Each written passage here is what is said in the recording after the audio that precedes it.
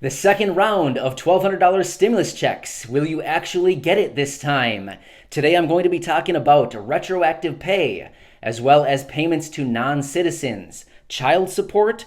We're going to be talking about some prisoners, and we're going to be talking about those of you who have not received the first round of stimulus checks. I have a little bit of information in here for you. So let's get right into it. Hey everyone, Matt here, back for another video. Today is Tuesday, July 28th, and I have some more information from the newly proposed HEALS Act that was just unveiled yesterday. So let's talk about it. Like I mentioned, also, I just want to preface this by saying this is the proposal. Of course, all of this is subject to change, but this is the proposal. So let's get right into it. Retroactive pay. Yeah, not much to say about it. It's not happening. Unfortunately, in this proposal, they say retroactive pay, not happening, guys. So that's what we have in this proposal. Payments to non-citizens, as you probably know. Unfortunately, in the first stimulus package, non-citizens, otherwise people married to non-citizens, were not eligible for the first round of stimulus checks, which is really unfortunate. We were hoping that that would be in this second round of stimulus checks, that those people would be included and available to those people to receive, but unfortunately it's not in the HEALS proposal. Next, child support. This is a big one. Child support. I get hundreds of comments asking about child support literally every day. Here's the deal. The first round of stimulus checks, it was garnished to child support if you owed back child support. In the HEALS Act, unfortunately, nothing has changed. If you have back child support in the HEALS proposal, unfortunately, it's going to be garnished once again for back child support. Sorry to break that news to you guys. I know everybody was really looking forward to this, but again, hang on, before you click away. Just like I said just a second ago, this is all subject to change. This is all up for negotiation, so that could change. So just hang on, have faith, have a little bit of faith. It could still happen. They're going to be negotiating this thing out. Republicans and Democrats, they're in the whatever room they argue this crap out in. They have their gloves on. They're beating the crap out of each other right now, trying to figure this crap out. Actually, let's be honest. They're probably sitting at home watching, like, who knows what, The View or something like that. I don't know.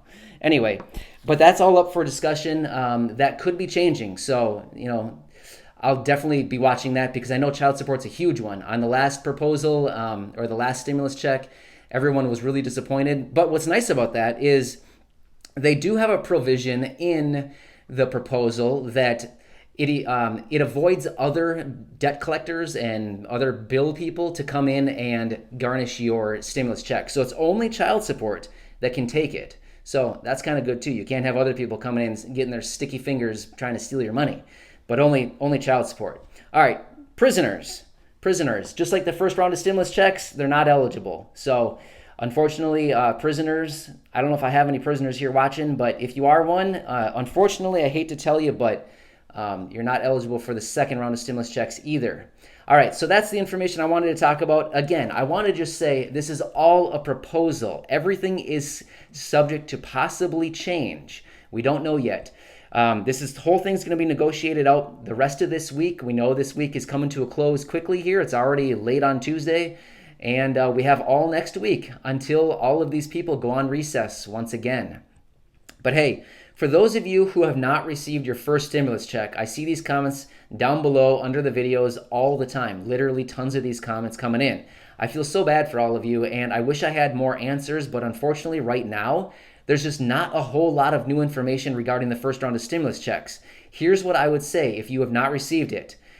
Call the IRS. Connect with an agent. I know it takes a lot of time. I know it's frustrating, but that will possibly give you some answers. If this helps too, the IRS has come out and made announcements saying, hey, we get it. A ton of you are still waiting for your checks. You haven't received them.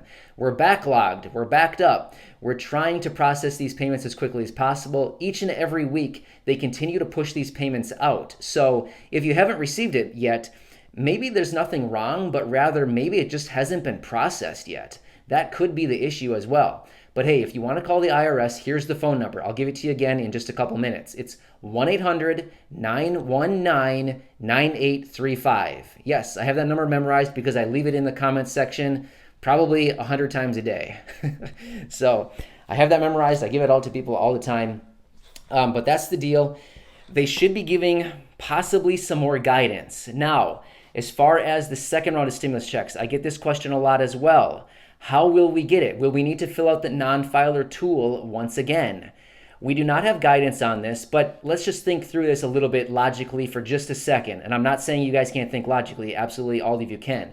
But I'm just going to think through this and kind of put myself out there on a limb, and maybe I'm wrong, but this is just what I'm thinking. If you filled out the non-filer tool already, they should have your information, and they should be able to process your payment, right? Quickly.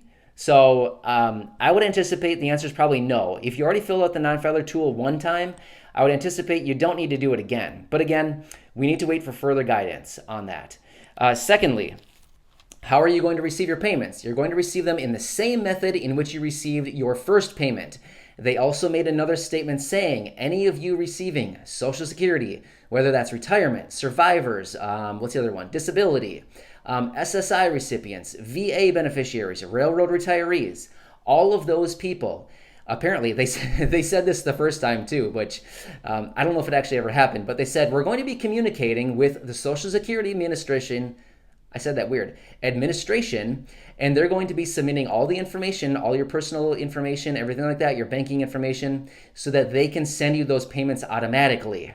Again, they were supposed to be doing that the first time, and I would say that process did not go very smoothly. But anyway, otherwise, if you're not one of those people and you filed a 2019 or 2018 tax return, that is what they will use to determine your eligibility. Any banking information that you have on your 2018 or 2019 tax return, they will also use that to send you your payment. Here's the deal.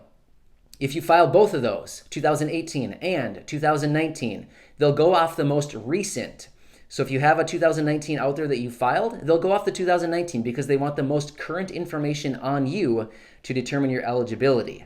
So I hope that helps. I'm going to have a very interesting video that I'm going to release tomorrow. I think you're going to like it, and I hope it will break everything down and simplify things, which I think it will.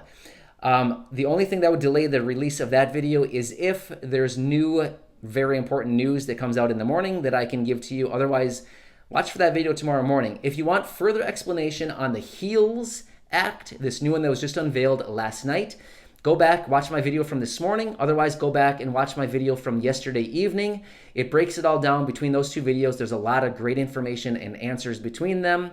And I hope that helps you out. I'm here for you. So leave any comments or questions down below. Again, if I can't get to your question, it's nothing personal. Literally, I almost don't have enough time in the day to answer every single comment. I do my best, but I also need to sleep a little bit too. So I apologize if I don't get to your comment, but seriously, I love the comments. I love reading them. I read every single comment, whether I actually have time to reply to everybody or not. I apologize for those of you who I miss. But I do read all your comments. So thank you so much for all your support. I'll catch you again tomorrow. Have a great night, and I'm still here for you. I'm fighting for you guys. All right, have a good night. See you later.